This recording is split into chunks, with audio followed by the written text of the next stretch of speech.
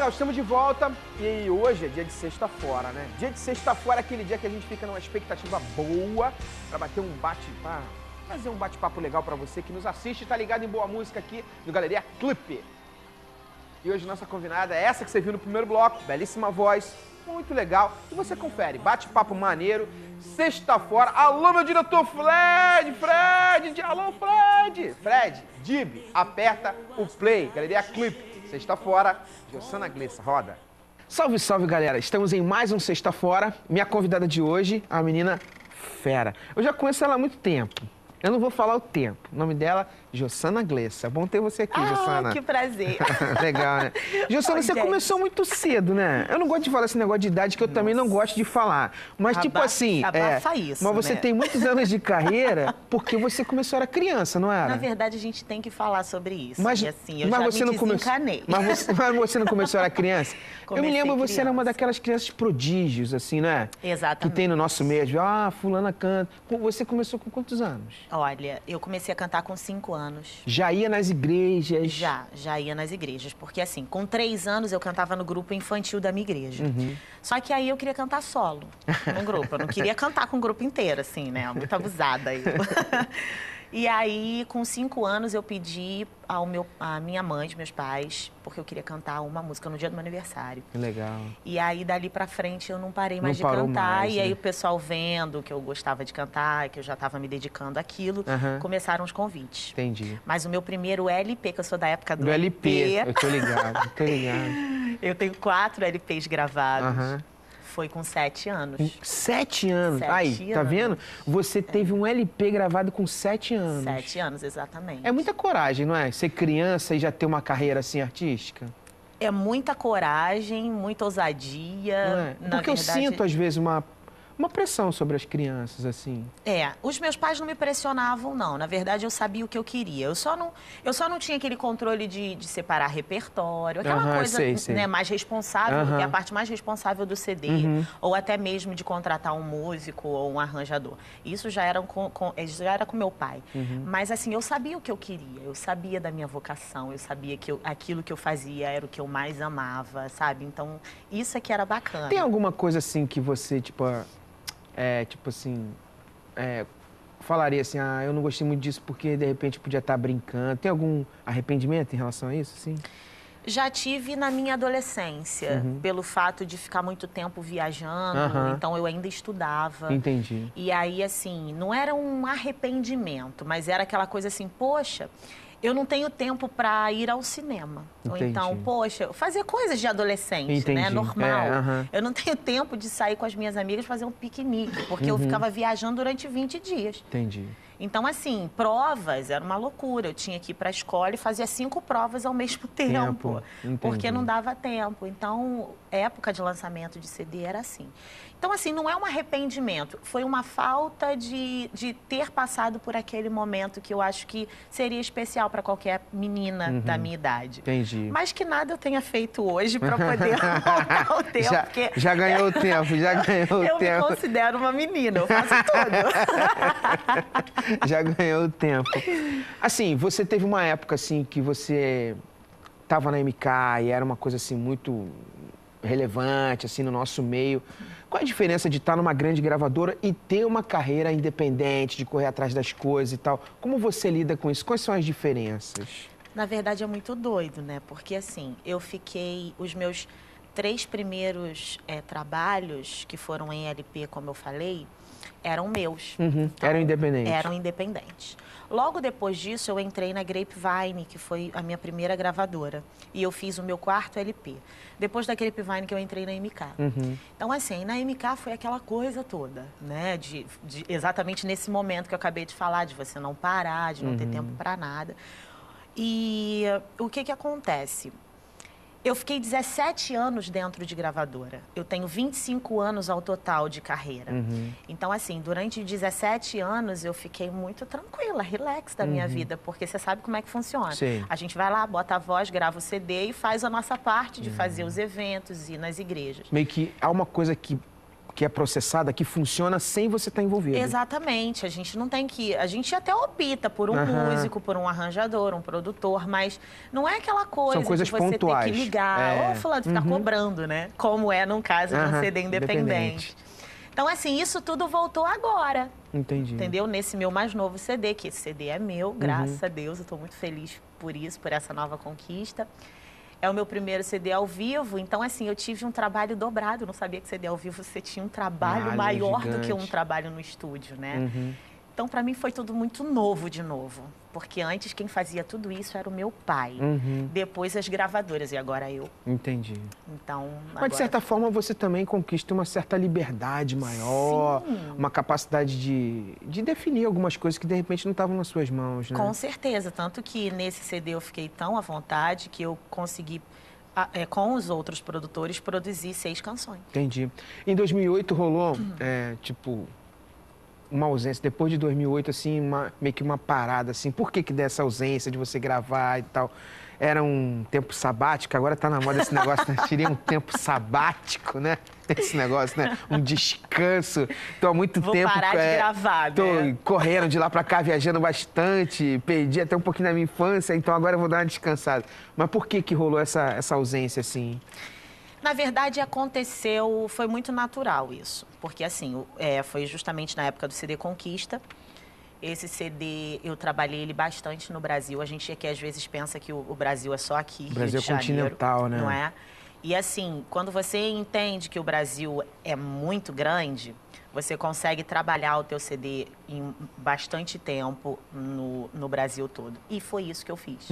Então, assim, aconteceu que foi uma coisa de Deus mesmo, sabe? Não foi porque eu decidi não gravar. Naturalmente. Foi porque aconteceu naturalmente essa coisa de... Acho que é melhor, já que tá dando certo, vamos continuar trabalhando esse CD.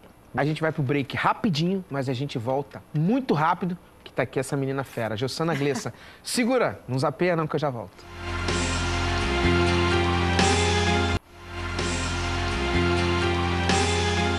Legal, a gente está de volta. Minha convidada de hoje é Jossana Glessa.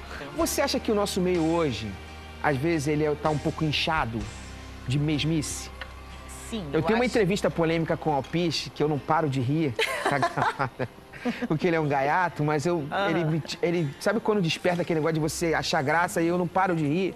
Que ele falou que trocou o rádio, tinham vários dials, várias rádios evangélicas, mas ele trocava e não conseguia definir a diferença de uma para outra. Parecia tudo a mesma coisa. Exatamente. Quando você vai pelo Brasil e você escuta as rádios, você tem exatamente isso aí como definição. Aqui no Rio, tem um pouco de diversidade, mas dependendo do horário, você ainda escuta muita coisa igual.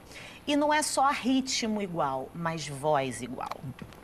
Então, tem uma colocação da voz, assim, um médio, assim, que parece as coisas muito semelhantes, né? Assim, eu conheço várias pessoas que cantam muito uma igual a outra. Então, você não sabe discernir quem é quem.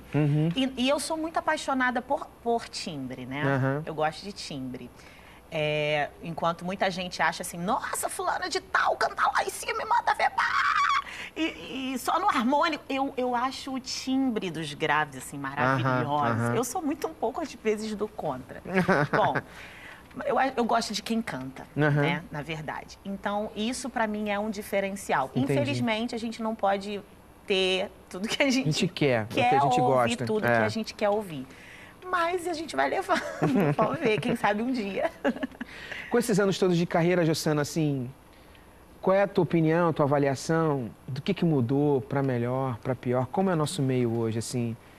Eu sempre converso sobre isso, a maioria das pessoas que passam por aqui, até para fazer uma autocrítica, né? Eu acho que a gente vive um momento muito legal da música cristã, da música chamada gospel no Brasil, mas você, como uma menina que tem muitos anos de carreira, uma pessoa que é muito respeitada, um ministério consolidado, qual a sua opinião do que a gente vive, o que mudou para melhor, o que não é legal, como você avalia? Bom, o que mudou para melhor foi a modernidade na música.